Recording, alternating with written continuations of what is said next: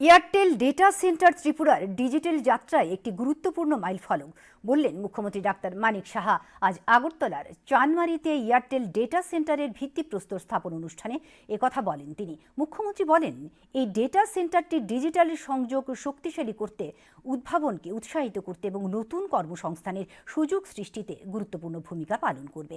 অনুষ্ঠানে অর্থমন্ত্রী প্রণজিৎ সিংহ রায় রাজ্যের সামগ্রিক উন্নয়নের চিত্র তুলে ধরে বলেন, কলেজগুলোতে ইন্টারনেটে সংযোগ দেওয়ার কাজ শুরু হয়েছে। অনুষ্ঠানে পূর্ত সচিব কিরণ গিত্তে সহ অন্যান্য আধিকারিকরা উপস্থিত ছিলেন। এবং যখন হয়ে যায় তখন বললে, বাহ, এটা তো সাংঘাতিক ভালো জিনিস আমাদের জন্য। এতে করে যে তথ্যের যে সম্ভার সেটা আরো বেশি, যার যত বেশি থাকবে তত সেই ডাটা সেন্টারের তার প্রয়োজনীয়তা বেশি থাকবে। যেখানে ডিজিটাল ত্রিপুরা